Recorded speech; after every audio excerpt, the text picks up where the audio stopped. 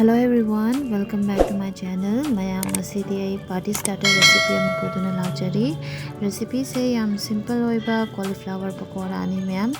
Ado style dikitang tongale. So mayam recipe se horasi. Ahanbada 4 to 5 cup ising hapani pan amada. Adugai thum chamos ama muk thakchalani. Jadi aina cauliflower sida pitak tauna ka khara thuna yang dum munna bai da mem se ising sida hapchalani danga hak sawhalani yam cauliflower se half cook tawdoini aduna only 4 to 5 minutes muk boil tawradi yarani chap charani aduna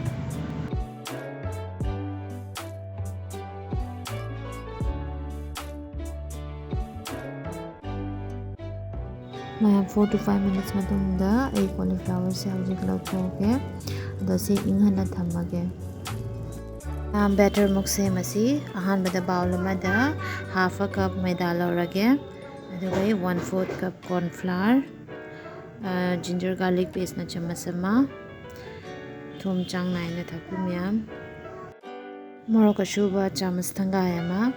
chu khatang Jeera chamas ama, half a teaspoon garam masala powder, food color sidi totally optional ni mayam laina khatang machu phajana bai khara hape hajik ising se khatang tauna hapaga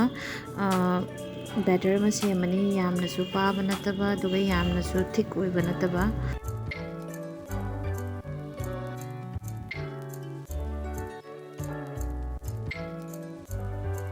batter se same loira matungda haji cauliflower boil taba cauliflower mayam do hapchilaga fajana tosallani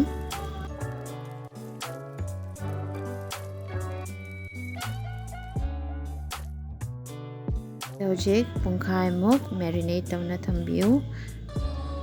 mayam hojik thau se chang amada sahalaga amam tawna marinate tawba cauliflower mayam do ngaurasi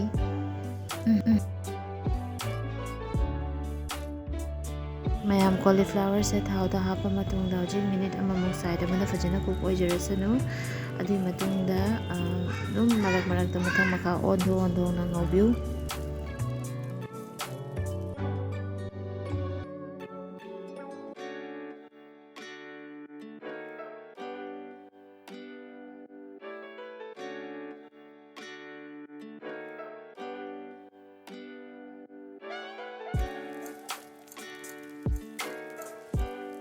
mayam cauliflower pakora se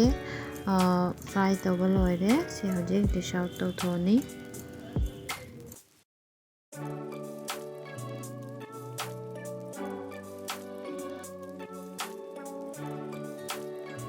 mayam pakora se hojik extra crispy tawna bai tamakta se amuk double fry tawni aba the double fry tawdoi se ahan bada kari pata khara hapani same thang same thau duga kari pata khara hape do asi crackle ora kanda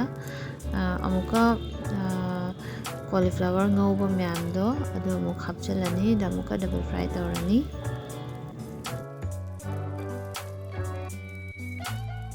minute ama muk fajana thau sida amuka ngauthoga de amuk she lawthoni aba mayam same recipe se makha chatharaga koi gobi manchurian chaba yaba dangasi gide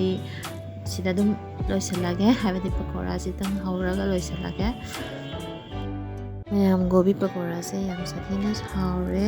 yam sathina crispy oi mayam se try to view the recipe se jum the gas kala kadaba leiradi gas ki damakta hauna thamba yai mayam na su pamgani video se nungai please like share and subscribe to biramo amuk unarasi bye bye